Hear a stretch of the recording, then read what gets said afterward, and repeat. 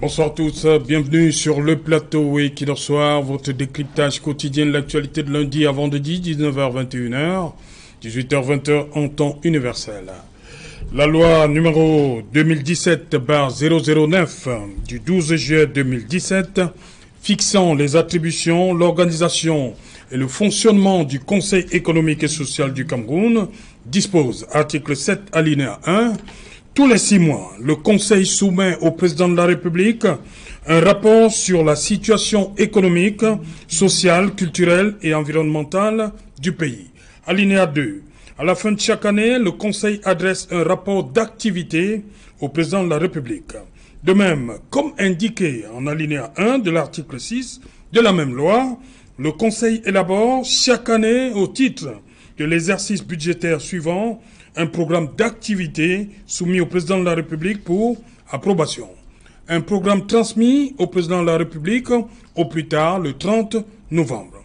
Voilà décrite la feuille de route de l'Assemblée consultative de 150 membres dont la mission principale est de conseiller le pouvoir exécutif en matière économique, sociale, culturelle et environnementale. Cette institution très discrète, taxée de budgétivore par certains politiques, a décidé, par la force des médias sociaux, de faire parler d'elle. En effet, les Camerounais sont au courant depuis mardi 27 juin 2023 d'un appel d'offres national ouvert pour les travaux de construction de la résidence du président du Conseil économique et social à Yaoundé pour un coût prévisionnel de 2 milliards de francs CFA. Quelques jours avant, c'est le ministre de l'économie, de la planification et de l'aménagement du territoire qui sollicitait le ministre d'État, secrétaire général de la présidence de la République, afin de requérir la très haute approbation préalable du président du chef de l'État pour le financement de l'acquisition d'un véhicule d'apparat pour le président du Conseil économique et social d'une valeur de 120 millions de francs CFA. Conseil économique et social, comment ça fonctionne? Voilà, monsieur, c'est le fait du jour.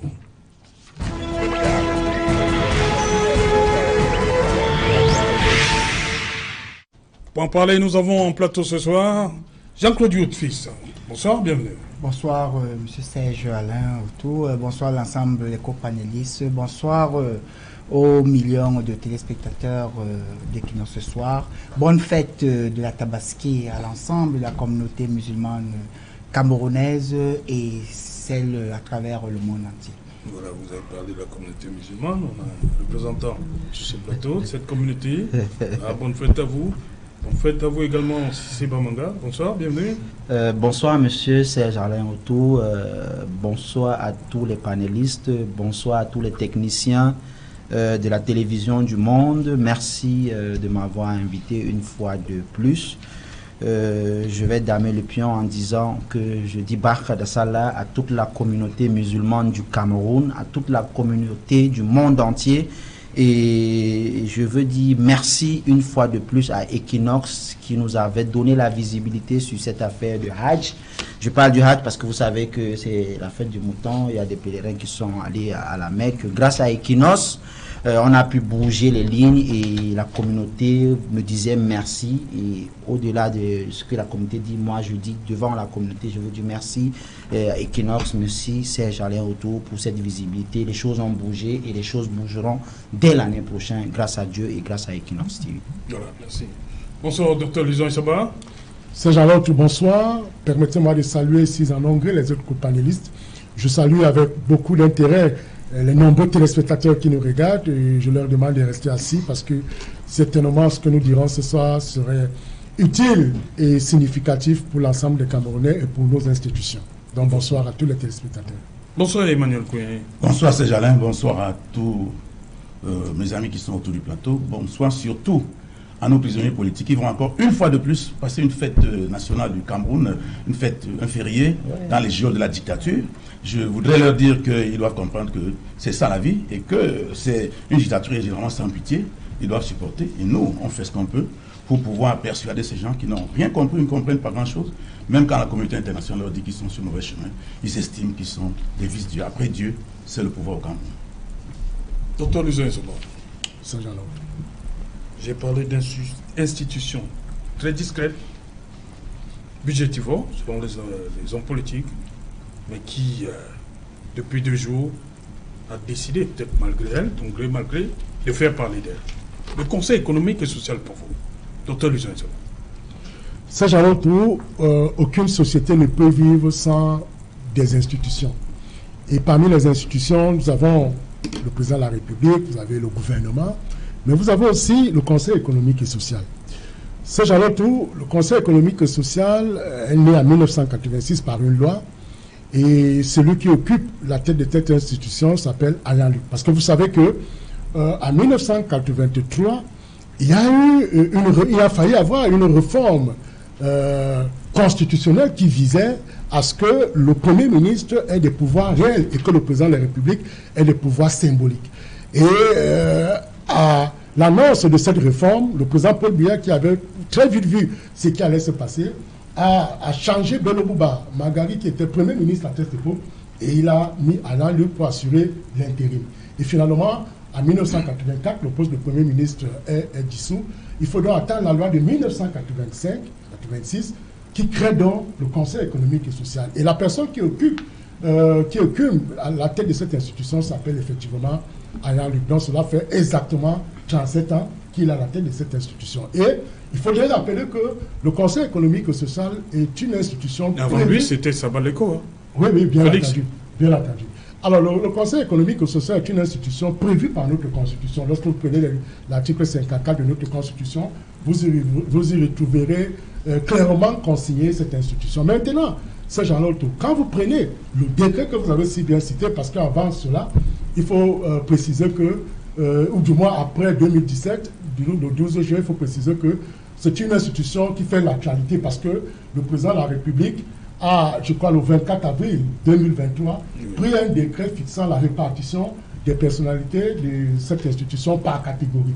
Donc vous voyez que c'est une institution donc, qui marque par sa vitalité. Maintenant, lorsque nous jetons un coup d'œil sur ses attributions, sur ses prérogatives, vous convenez avec moi, Sergent Alain, que le Conseil économique et social devient une institution incontournable. Et un peu comme le Conseil économique et social auprès de l'ONU. Parce que quand vous voyez très bien, on vous dit c'est une assemblée consultative. Donc cela veut dire, à première vue, le Conseil économique et social donne des avis.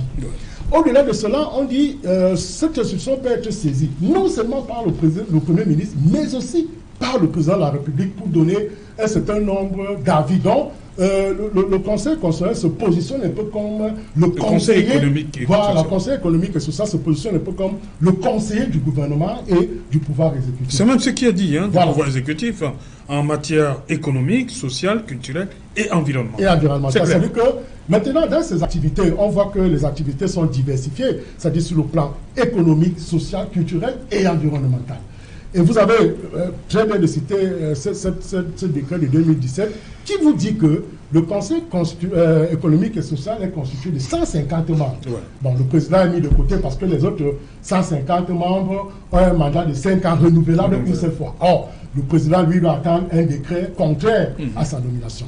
Alors, ces gens-là, quand on l'a dit, cela veut tout simplement signifier qu'un regard synoptique ou holistique sur les attributions du Conseil constitutionnel font donc de cette institution une institution indispensable pour le bien, pour l'environnement des affaires, pour le climat culturel et même pour les questions liées à l'environnement. Or, on se rend bien compte que, vous l'avez si bien dit, en un an, le Conseil économique et social doit faire un double rapport. C'est-à-dire qu'en un an, il doit y avoir un rapport double qui doit être fait. Maintenant, à la fin de l'année, on précise que le Conseil doit faire un rapport général, c'est-à-dire que des activités qui tiennent donc sur le principe de l'annualité. Et à partir de là, c'est genre tout. Jusqu'ici, vous parlez d'institutions discrètes.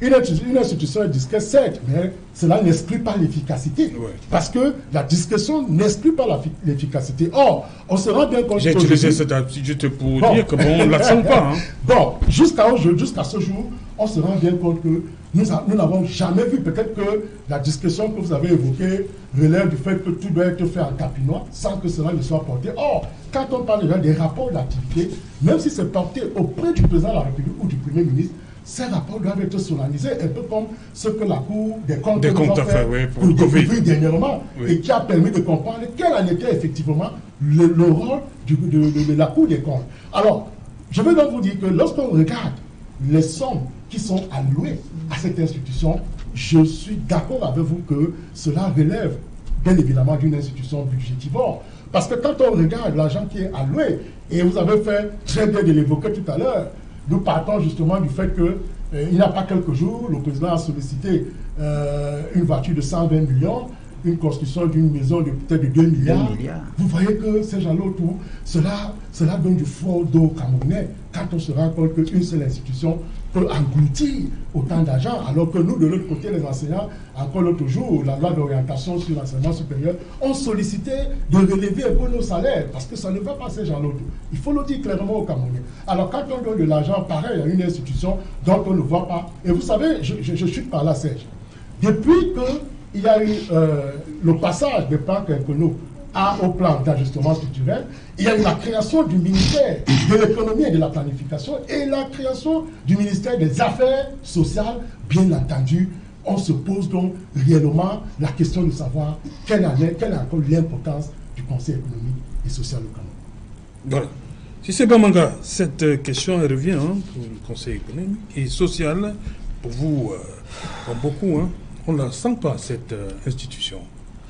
Écoutez, M. Serge Alain Autou, tout d'abord, il faut que les Camerounais sachent qui est M. Ayhan Luc.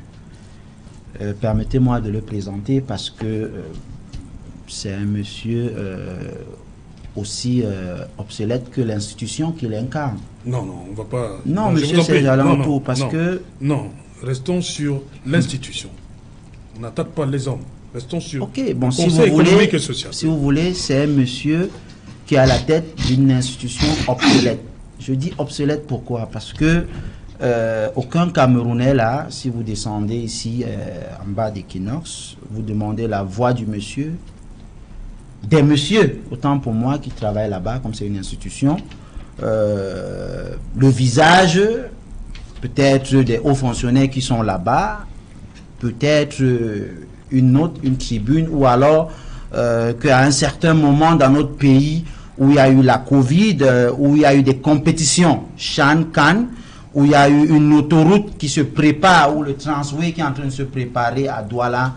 À aucun moment on a vu une tribune circuler pour dire que, écoutez, ça c'est bon, ça ce n'est pas bon. Je pense que c'est leur rôle de conseiller économique. Ils sont absents partout, ils sont absents aujourd'hui n'importe où. Sur les réseaux sociaux. Comment vous dites qu'ils sont absents? Je veux qu'on soit clair. Sur les réseaux sociaux. Non. C'est pas aucun site.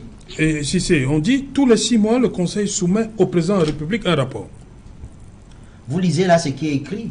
Oui, soumet un rapport au président. Je dis bien sur que au président. Là, vous n'êtes pas le président de la République. Vous lisez là ce qui est écrit. Voilà, vous n'êtes pas le président de la République. Je pense que tout à l'heure, mon cher frère et ami aîné, Luison, a démontré la pertinence d'avoir ce genre d'institution dans notre pays. Mais ça reste encore sur les formats A4 à couleur blanche que vous avez plein là devant vous. C'est pas normal qu'au XXIe siècle, si vous cherchez le Conseil économique, vous ne trouverez nulle part. Voilà pourquoi je vous disais qu'ils sont absents partout. Ils sont absents sur tout. Voilà. Maintenant, 37 ans, ils sont là. C'est une honte, M. Serge Alain Autou. Permettez-moi, j'ai failli refuser votre invitation parce que je pourrais être dur avec ce genre de personnes. Vous savez, c'est quelqu'un qui vient de chez nous, de chez moi. Je suis du Septentrion. Je suis du Septentrion. C'est un tout pourri qui est né à Dagoula. Non, je vous ai dit non, j'ai dit pas de. Nous parlons du Conseil économique et social. Monsieur Serge Alain Autou, attendez. Je ne parlerai plus de l'individu. D'accord, je ne parlerai plus de l'individu. Je suis gêné. C'est une institution qui ne sert presque à rien. Parce que le peu de temps que moi je me suis intéressé à la politique, je dis bien le peu de temps que moi je me suis intéressé à la politique, je n'ai pas vu quelque chose de bien qu'ils ont proposé au chef de l'État, son Excellence Paul Biya. Parce que je pense Comment qu'ils sont vous là. pouvez savoir qu'ils n'ont pas soumis... Nous sommes dans un monde... le rapport de nous situation sommes économique. dans un monde très ouvert. Oui. Monsieur Donc, Ngongo, tout ce qui arrive sur la table du président, vous êtes au courant? Monsieur Ngongo, secrétaire Si général c'est à la Bamanga. présidence, Si c'est... Est-ce que tout ce qui arrive sur la table du président, vous êtes au courant? aujourd'hui nous sommes au courant. Je suis un politique. Tout? Je suis un politique, monsieur Serge-Alain Autou. Oui. Et j'ai la chance d'appartenir au secret de mon voisin de droite. La présidence de la République aujourd'hui, elle est très active. Monsieur Ngongo, 1, 2, 3, il nous dit ce qui se passe. Il y a eu un problème avec l'affaire Savannah, on a été au courant de ce qui se passe. Il y a eu un problème avec monsieur Moudiki, un truc comme ça, si j'ai la bonne mémoire. On sait ce qui se passe. Il y a un problème de LGBT, tout ça. On sait ce qui se passe. Aujourd'hui, M. Serge-Alain Autou, gouverner, c'est vraiment rendre compte. Ça se passe comme ça ailleurs et ça doit se passer comme ça au Cameroun, M. Serge-Alain Autou. Quand moi je viens, je suis ressortissant de cette zone-là, excusez-moi, au Cameroun, nous manquons d'eau, M. Serge-Alain Autou. Au Cameroun, nous manquons des plateaux techniques dans tous nos hôpitaux, je dis tous nos hôpitaux, hein, même ceux qui ont été construits récemment, qui sont très beaux, quand vous allez là-bas, vous êtes abandonnés à vous-même. Au Cameroun, nous manquons des infrastructures. Au Cameroun, nous manquons des personnes qui peuvent conseiller l'État du Cameroun. C'est-à-dire, je prends l'exemple disant que voilà 10 000 francs, on veut faire une autoroute. Non, c'est 10 000 francs. Moi, je suis expert en, je dis n'importe quoi, en route. C'est mieux que on va sur l'ancienne route, on élargit, on fait ceci. On manque de ça. Alors, des personnes qui ont ce rôle, qui ont un budget énergivore, qui continuent à réclamer 2 milliards pour une maison, qui veut une voiture de 100, 25, 26 millions. À quel âge? 120. À 76 ans, à l'âge où on passe à la retraite. Permettez-moi, M. Serge-Alain Autou, c'est cruel, c'est malsain et c'est inhumain. Parce que moi qui vous parle aujourd'hui, là, il y a des familles qui n'ont pas pu mettre un grain de riz le jour de la fête aujourd'hui. Il vous a parlé tout à l'heure des prisonniers qui ont besoin de pas mal de choses. Le Cameroun manque de tout. Alors pour moi, je dis bien que si cette tribune qui circule sur les réseaux sociaux est authentique, j'appelle ici au chef de l'État, son Excellence Paul Biya, vraiment, vraiment, vraiment de dire à cette institution qui fait partie quand même du top 5, top 5 de l'institution de notre pays, le Cameroun.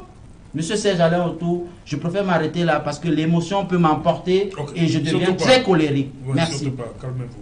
Buvez un peu. Voilà. C'est la fête, hein. On se passe pas le jour à Tabaski. Buvez un peu d'eau. Madiba, c'est bon. Merci, monsieur Serge-Alain. Emmanuel Kouyé, cette situation, ça fait la énième fois que vous allez parler du Conseil économique et social. À plusieurs reprises, j'ai parlé de... Voilà, vous avez parlé de ça. Je l'ai dit, institution très discrète jusque-là, mais qui fait parler d'elle aujourd'hui, on va dire, qui rentre dans la rubrique de faits divers. Non, c'est terrible. C'est une institution, pour ma part, presque inexistante, pour ne pas dire inexistante tout court. Parce que si on vous demande où ils sont situés, à Yaoundé, vous ne pouvez pas nous situer là où ils se trouvent. Ils étaient à l'Assemblée nationale. Le pan où se trouvait leur bureau a été victime d'un incendie. Ils ont disparu dans la nature. Si on vous donne une lettre, maintenant, allez donner au Conseil économique et social, vous allez vous perdre à Yaoundé. Comment ça? C'est déjà ça.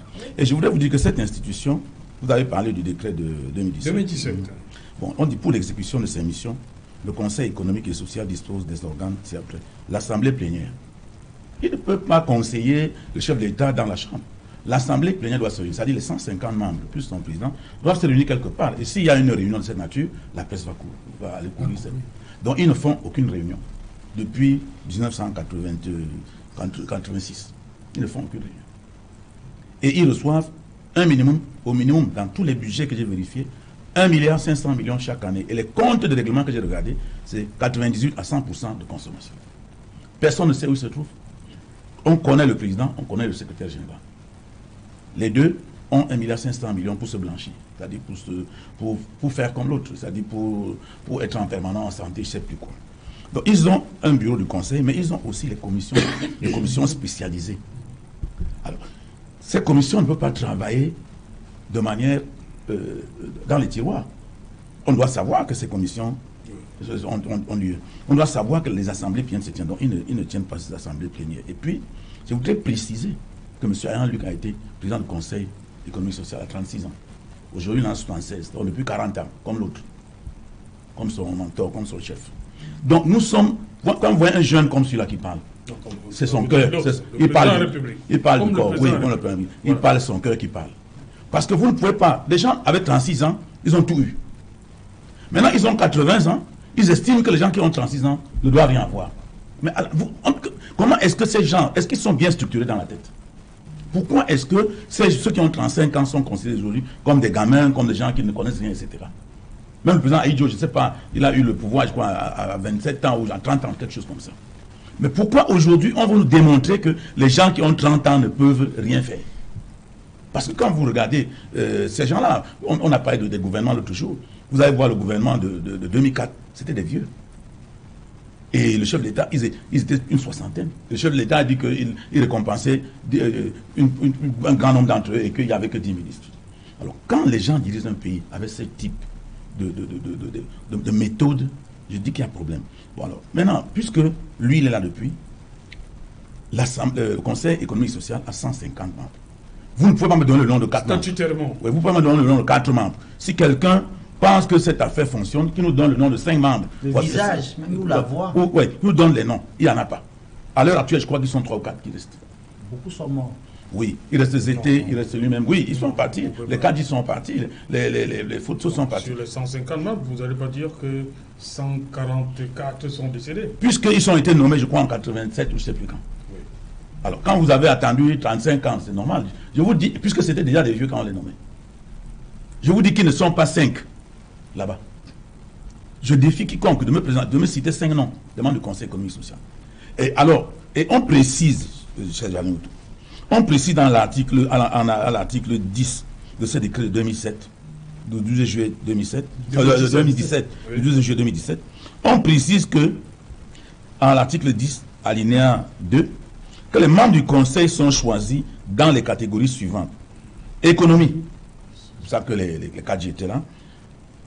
Développement social, emploi, éducation. Est-ce qu'il y a des gens de l'éducation qui sont dans cette éducation? Santé, culture, sport, recherche scientifique et technologique, presse, environnement et développement durable, nouvelles technologies de l'information et de la communication. Vous avez quelqu'un de votre domaine comment dirais-je, de la communication qui est membre du Conseil économique et social, vous en connaissez. Donc c'est pour vous dire que les gens ne peuvent pas se moquer des Camerounais à ce niveau.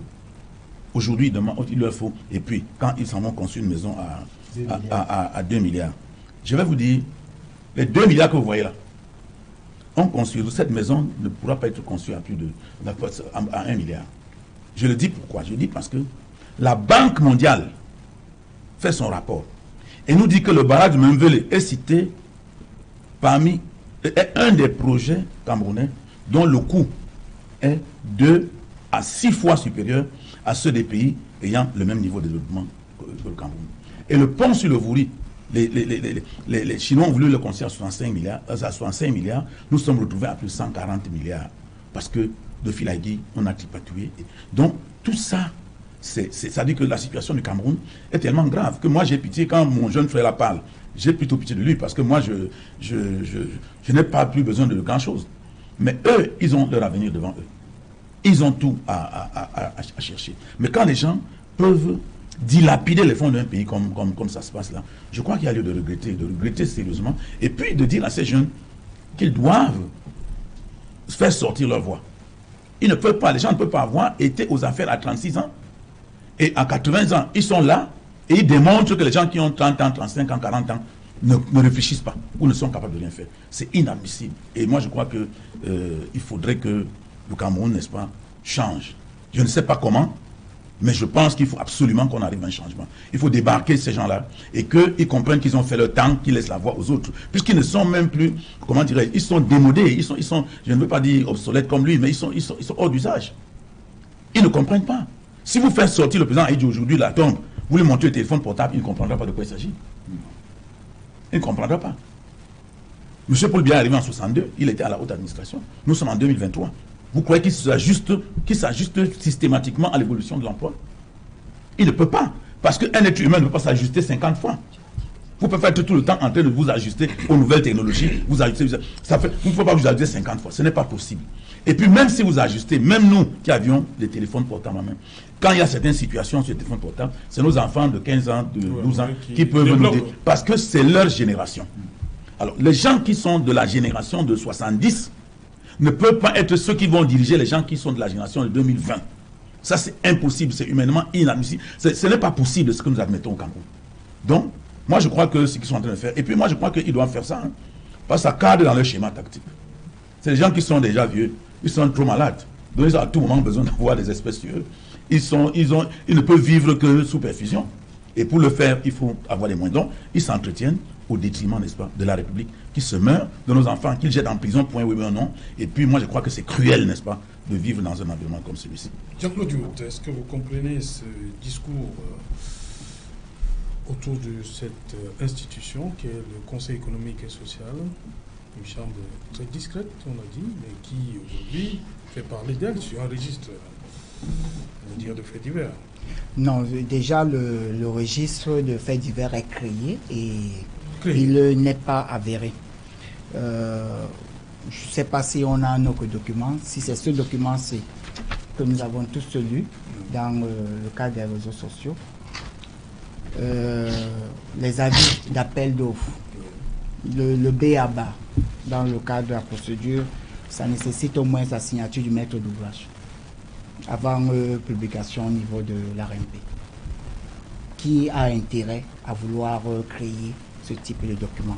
Et question simple aussi, est-ce que vous imaginez que le Conseil économique et social n'a pas de logo? Je pense quand même que même toutes les institutions de l'État, même celles qui n'ont pas de logo, utilisent au moins l'armoirie de l'État. On peut, là, au niveau de la forme déjà, commencer à comprendre. Et autre chose... Vous voulez nous dire? Oui, mais autre chose, lorsqu'on nous dit qu'un bâtiment est en train d'être construit à 2 milliards,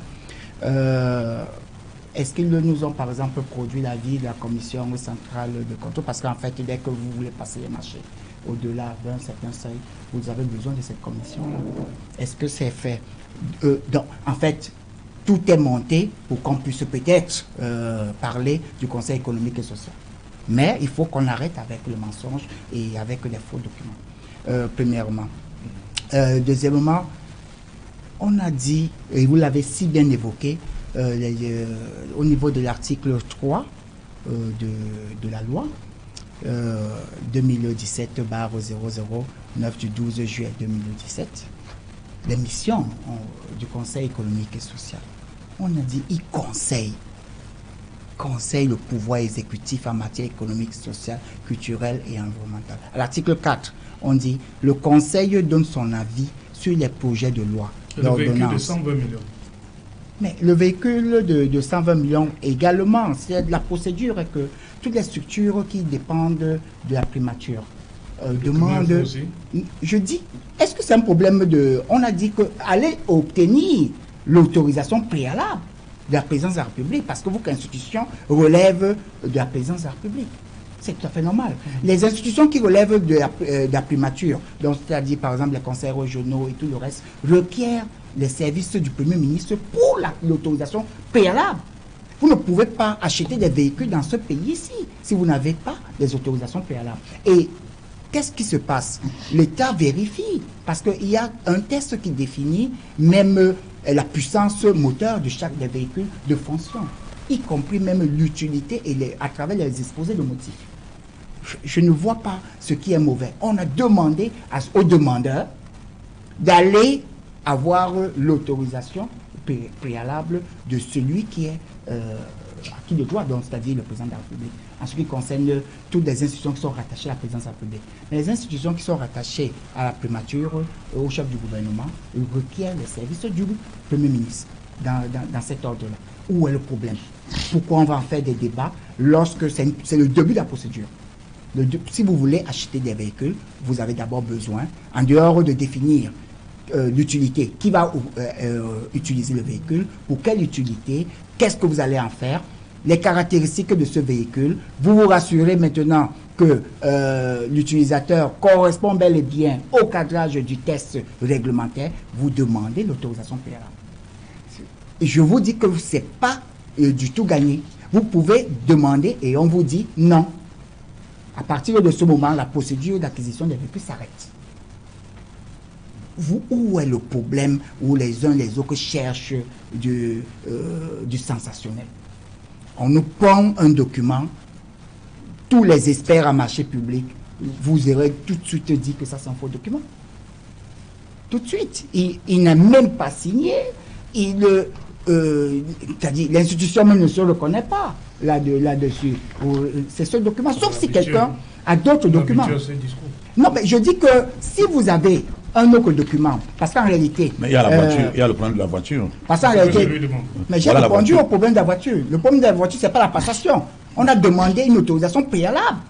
Et tant que vous n'avez pas une autorisation préalable, soit de la présidence de la République pour les institutions qui sont rattachées à la présidence de la République, soit des services du Premier ministre, vous ne pouvez pas passer le marché. La commission centrale... Vous avez bien lu ce courrier de Alamine Ousmane Mey? Oui, il demande requérir. Lisez le document si vous voulez. Il demande à qui?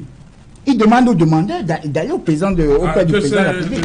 Le président du Conseil économique qui saisisse le ministre d'État? Oui, saisisse le président de la République. Non, du tout. Qu'est-ce que ça veut dire?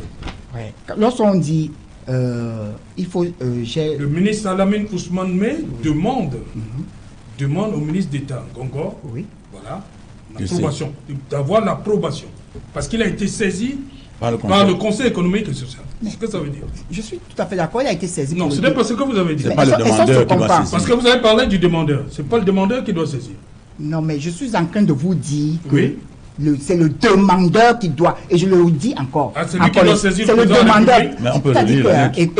Écoutez-moi bien. La lettre, je vais vous expliquer la procédure. Non, vous avez parlé du demandeur. Oui, je dis que c'est le demandeur qui doit. Non, écoutez-moi bien. Voici, le ministre de l'économie est saisi pour un besoin de déblocage de fonds. Il dit, pour que je puisse débloquer les fonds dans le cadre de l'acquisition d'un véhicule, il faudrait d'abord que je puisse voir. Il dit à qui? À celui qui doit saisir. Non. Mais est-ce qu'on se comprend? Le ministre Alamine Ousmane Mey s'adresse au ministre d'État Ngongo. Oui. On est au moins d'accord? Mais il s'adresse au ministre d'État Ngongo. Parce que, écoutez, donnez-moi 30 secondes, je vous explique la procédure. Et on revient au courrier. Pour qu'on se comprenne très bien. Si vous êtes le chef d'une institution, par exemple du Conseil économique et social, le président du Conseil économique et social a besoin d'un véhicule. Il y a un test qui définit les caractéristiques du véhicule, y compris peut-être même la puissance moteur. En réalité, la commission interne de passation des marchés du Conseil économique et social, s'il y en a, ou bien la commission de passation des marchés, ça dépend, doit d'abord avoir une autorisation préalable de la présidence de la République pour l'acquisition des véhicules. C'est le début. Est-ce qu'on est à la commission des marchés là? Mais est-ce que vous comprenez ce que je suis en train de vous expliquer? Maintenant, une fois l'acquisition, l'autorisation préalable obtenue, vous montez le dossier d'appel d'offres, vous transmettez ce dossier d'appel d'offres en validation auprès de cette commission d'abord, et ensuite, maintenant, vous envoyez ça en validation auprès de la commission centrale de contrôle du MIMAP, qui doit, parce que le montant est assez élevé. Ensuite, dès que vous avez ce retour de validation... Ce monsieur... C'est lorsque vous avez tous ces... Nous sommes habitués à votre discours. Non, mais qu'est-ce qui est faux? Tu es au sujet, tu te fourvoies toi-même. Alors, lorsque ces préalables sont faits, c'est à partir de ce moment-là où on parle maintenant qu'on cherche un adjudicateur du marché. C'est pas de ça qu'il s'agit. Ici, on nous apporte à une procédure où l'institution demande un déblocage de fonds. Pour pouvoir débloquer le fonds, il faut d'abord qu'on puisse voir s'il y a eu autorisation préalable. Alors, le ministre de l'économie demande à la présidence de la République, est-ce que vous avez autorisé? C'est pas compliqué. Le ministre demande au président. Mais oui, c'est une façon de demander est-ce que vous avez autorisé cette acquisition de véhicules. C'est pas ce que vous avez dit dès le départ. Mais c'est pour ça que je suis en train de vous dire qu'il y a deux approches. Soit l'institution a saisi la présidence de la République pour demander l'autorisation, et comme ça n'a pas été joint, alors celui qui doit débloquer les fonds, parce qu'il doit répondre, il dit est-ce que la présidence de la République. Voilà. Bon. Je connais cette non. Je connais cette pratique. Il faudrait que je vous laisse chuter sur les choses que j'ai suivies. Non. Il faut quand même qu'on débatte et que les téléspectateurs comprennent de quoi il est question. Parce que c'est trop facile. Donc vous comprenez plus que toute la planète et qu'on cherche à vous comprenez plus que tous les Camerounais. Non, arrêtez. Vous comprenez plus que tous les Camerounais. Est-ce que c'est tous les Camerounais qui ont pondu le document? Est-ce que c'est tous les Camerounais qui sont en train de nous écrire ou de parler aujourd'hui? On est en train de mettre des sujets auprès des Camerounais. Alors maintenant, disons la vérité aux Camerounais. Vous avez la vérité. Oui, c'est ce que nous sommes en train de dire. Vous avez la vérité. En disant qu'il y a une possibilité. Les Camerounais n'ont pas la vérité, c'est vous qui avez la vérité. Le Conseil économique et social conseille.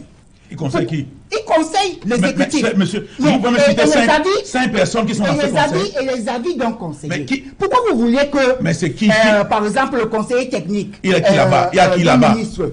Vient dire que la décision ou l'arrêté du ministre Tang relève de ma proposition. Est-ce que c'est de son devoir?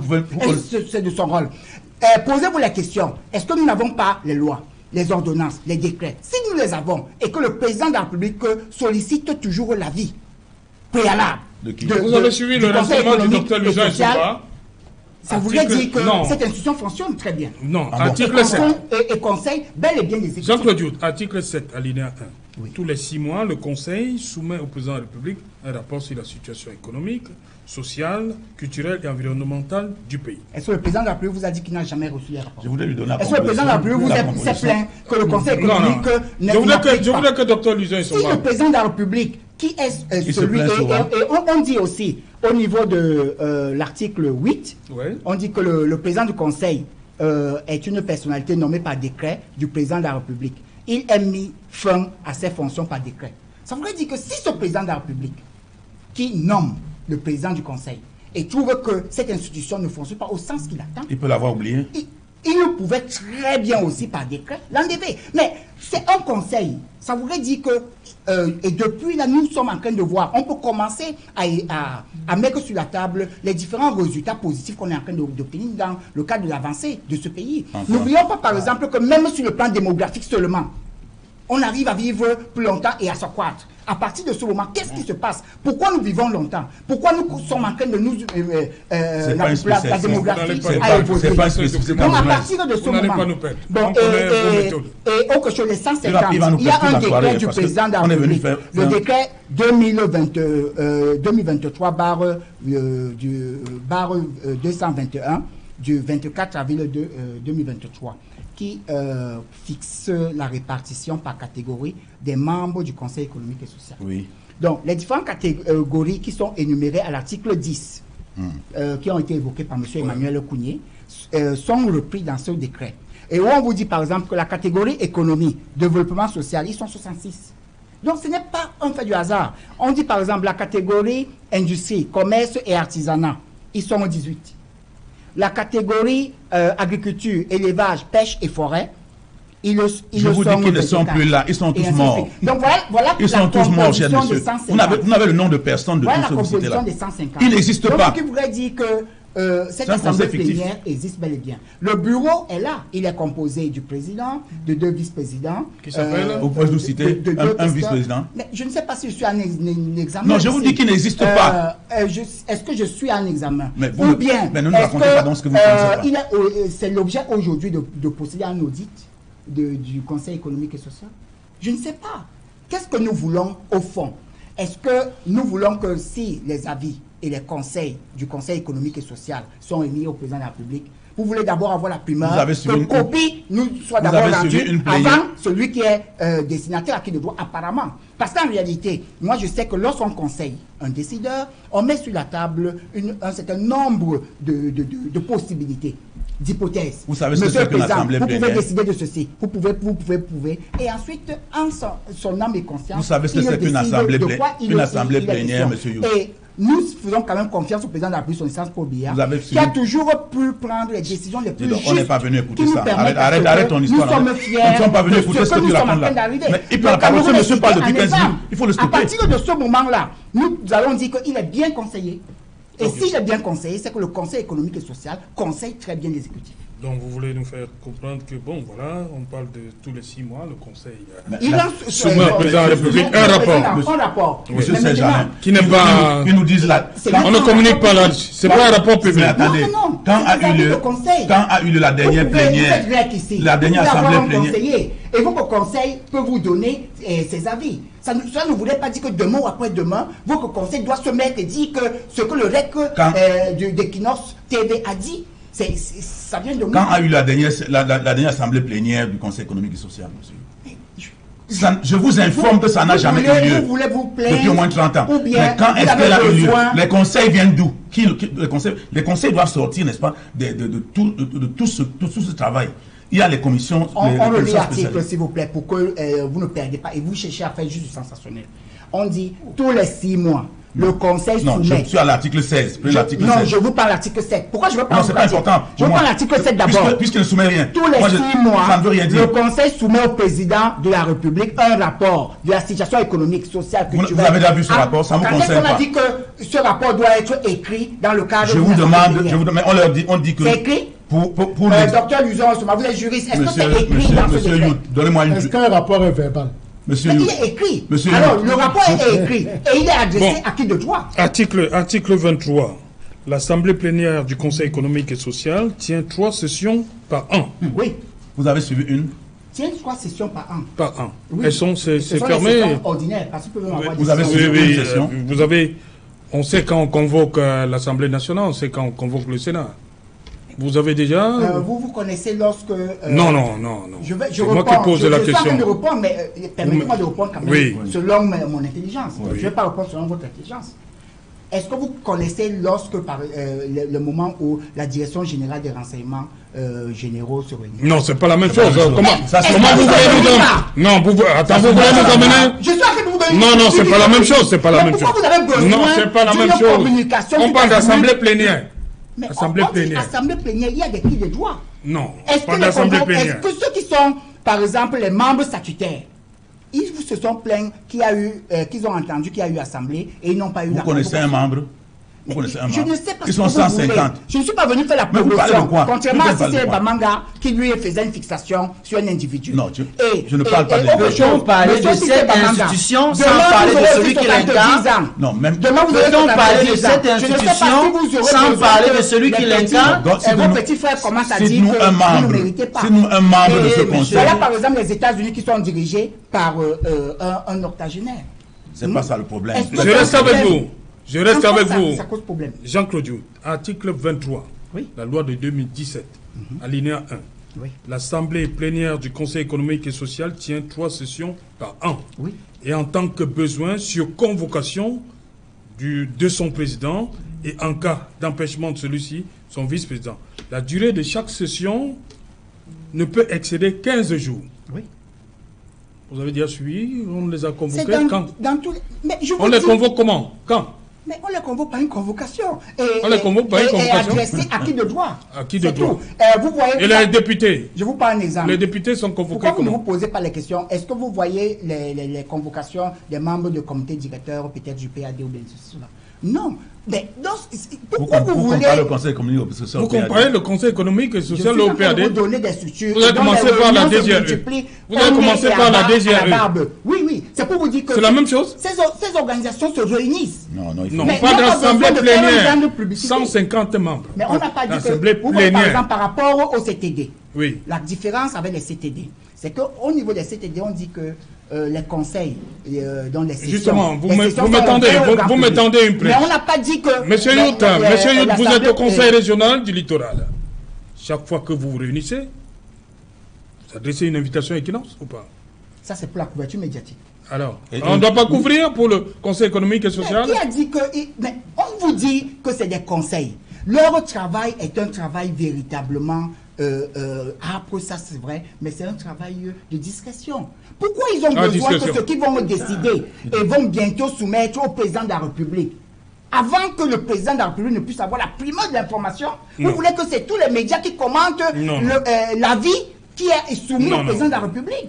J'ai l'impression que c'est ça qu'on est en train de vouloir nous dire ici. Vous avez déjà entendu que, vu les convocations des membres de la CIA? Mais est-ce que c'est une institution comparable à la CIA? Ah bon, c'est comparable à la CIA. C'est des conseils sur la CIA. Vous avez commencé par la DGRE. Oui. Donc le Conseil économique fonctionne comme la CIA. Comme la le Conseil DGRE. économique est un conseil de manière globale et il conseille l'exécutif. Et l'exécutif en requiert les avis du Conseil économique et social depuis Est-ce que la presse est tenue d'être là pendant Pas tout le besoin, temps? parce qu'en réalité, les avis là ne sont pas encore exécutoires. Le président de la République peut en prendre compte ou il peut ne pas en prendre compte. Pourquoi on ne peut pas lui laisser ce privilège? Il a pris toute la soirée tout seul. Docteur Lucien, C'est Jean-Laurent Tour. Je pense que je fais une précision de taille à l'entame de mon propos en indiquant que le Conseil économique et social est une institution constitutionnelle. Et lorsque on dit que cette institution donne des avis, c'est un peu comme, ou du moins conseille le gouvernement, et on fait une fixation sur ces différents organes. On vous dit l'Assemblée générale, les commissions spécialisées, ainsi de suite. Cela veut par là dire et signifier que le Conseil économique et social ne peut pas faire un travail dans les accords en tapis noir. Tout doit être porté à la connaissance justement du public parce que le public a le droit à l'information. Je vais vous parler de la même chose. Une autre institution, la Cour des comptes, que j'ai citée tout à l'heure. Vous avez vu combien de rapports on dit que la Cour des comptes. On n'a pas demandé à assister. Pourquoi le Cour des comptes? Les chambres des comptes. Oui, la Chambre des comptes. La Chambre des comptes de la Cour suprême fait des rapports, nous avons vu. Voilà, a déjà suffisamment fait des rapports qu'on précise bien à adresser au chef de l'État. Et ces rapports, parfois, souvent fait des renvois devant le Parlement camerounais où on a parfois décidé qu'on doit faire des rapports pour indiquer quelles sont les institutions qui sont vouées à des actes de prévarication ou qui portent atteinte à la fortune publique. Donc c'est pour indiquer que, c'est Jean-Laurent Tour, le président du Conseil économique et social est la 5e personnalité en vertu du décret de 1993 qui situe sur les cérémonies publiques et protocolaires. C'est la 5e personnalité. Et le Conseil économique et social rentre parmi les institutions prévues dans la présidence de la République. Parce que quand vous prenez le décret de 2011, vous y retrouvez consigné le Conseil économique et social. Donc, c'est Jean-Laurent Tour. Le problème de fond de ce conseil, c'est simplement que nous ne voyons pas les résultats. Nous ne voyons pas, je vous ai dit tout à l'heure, la discrétion n'exclut pas l'efficacité. C'est-à-dire que quand une institution est efficace, prévue par la Constitution, comme c'est le cas, on doit quand même voir ces résultats qui soient palpables. Mais les résultats sont les résultats de à qui le droit. Donc si vous avez l'impression que celui à qui est adressé les rapports du Conseil économique et social et qu'il prend les bonnes décisions, ça voudrait dire qu'il est bien conseillé. Où est le problème? Donc pour vous, le seul fait que le président y soit pendant des années, ça veut dire qu'il travaille bien? Mais le peuple camerounais a eu la possibilité, et à chaque fois, au cours des élections présidentielles, de pouvoir évaluer le bilan, y compris le projet de société qui est soumis par le candidat. Donc à partir de ce moment, pourquoi on va venir encore... Monsieur Serge, on a que dire au peuple camerounais qui s'est trompé, ou bien qui ne sait pas évaluer. Vous avez votre temps de parole, je ne vous ai pas coupé. Je voudrais vous dire ceci. Lorsque une institution a en son sein une assemblée générale, les activités sont menées au vu et au su de tout le monde. On vous a dit tout à l'heure que parmi les catégories socio-professionnelles qui sont représentées, il y a la presse. On venait demander tout à l'heure à Serge-Jean Tour, qui est un grand journaliste. Est-ce qu'il connaît un seul de ses collègues qui figure dans cet organe? Donc c'est pour dire quoi? La question ce soir n'est pas relative au secret ou au travail en tapis-noir du Conseil économique. C'est son efficacité. Est-ce que les attributions qui sont conférées à cette institution permettent justement de voir qu'il y a des choses qui changent? Parce que quand on vous dit, Monsieur Fils, vous avez lu le décret, première chose, on vous dit, c'est une assemblée consultative. Donc, le premier rôle consiste à donner des avis. En plus de cela... À qui le droit? Consul a donné les avis au président de la République et au Premier ministre. On poursuit. On vous dit que le Conseil économique et social joue un rôle capital dans la médiation des conflits. Quel est le conflit que nous avons déjà vu ici au Cameroun et que l'on a vu le Conseil économique et social se démarquer en termes justement de propositions, de règlement de ces conflits. Tout ça, c'est prévu dans le texte. Donc, c'est pour dire quoi? Est-ce qu'il ne vous dit pas, par exemple, que les différentes propositions, qu'on dit les propositions présidentielles, non, mais pour la résolution de quel conflit, et que ces propositions émanent du Conseil économique? Pardon, tu vas me permettre, hein. J'ai une information à donner. Oui, allez-y. Oui, je voudrais dire que depuis 1986, date d'entrée en vigueur des plans d'ajustement structurel, puisque le Conseil économique et social s'est effectivement réuni quand il y avait les plans quinquennaux, depuis 1986. Quand les plans d'ajustement structurel sont entrés en vigueur, le Conseil économique et social, l'Assemblée plénière du Conseil économique et social ne s'est plus jamais réunie. Et non plus jamais avec le Conseil. Je le dis pour, retiens ça pour dire. Je l'ai dit en début. Voilà. Je l'ai dit en début. Il faut qu'il retienne ça pour dire. Donc, dès lors que l'Assemblée plénière ne se réunit, puisque dans cette Assemblée, il y a les professions libérales, il y a les syndicats, il y a les associations, il y a les banques, il y a les crédits, il y a les gens qui sont l'élevage, les forêts, les agriculteurs, les artisans, les commerces, les industries. Tous ces gens n'y sont plus. Je vous dis que vous ne pouvez pas. Vous pouvez faire vos recherches. Et vous les avez donnés pour morts? Non, faites vos recherches. Non, ils sont morts. Ils sont morts? Oui, mais ça fait plus de 40 ans. Plus de 40 ans. Et je vous mets en défi d'aller m'apporter 5 noms des membres du Conseil économique et social. Donc, il ne faut pas parler pour parler, parce que vous êtes en train de parler pour plaire. Peut-être on t'envoie ici pour troubler l'émission, pour que personne ne parle. Mais retiens que, même si tu troubles, les gens nous écoutent à la maison, ils savent, ils constatent que vous n'êtes en train de rien dire. Je vous dis que depuis 86, et puis à l'heure actuelle, si on te donne le courrier, toi, M. Yout, d'aller te remettre au Conseil économique et social, tu ne sauras pas où déposer, parce qu'à un moment donné, il y avait une plaque à Chinga où ils ont écrit leur machin là, et puis après ils ont enlevé la plaque, ils ont disparu dans la nature. C'est mentionné dans le texte que le siège social se retrouve à la capitale politique. Donc c'est une affaire qui n'existe pas. Il y a le secrétaire général que je connais, et il y a le président.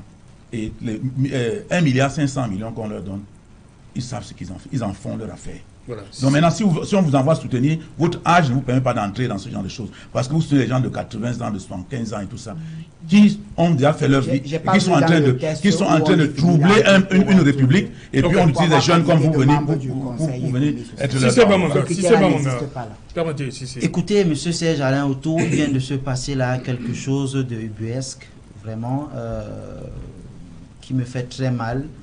Je suis choqué parce que ça a pris 13 minutes 32 secondes pour que le militant du RDPC, qui est un ami pour moi, qui est à ma droite, nous distrait une fois de plus. C'est leur méthode. Vous avez fait bien de parler. Je demande pardon à ceux qui nous regardent à la maison. Pardon, vous allez continuer. De l'essentiel, nous allons revenir. Ouais, vous allez revenir, c'est qui va justement sur votre constat.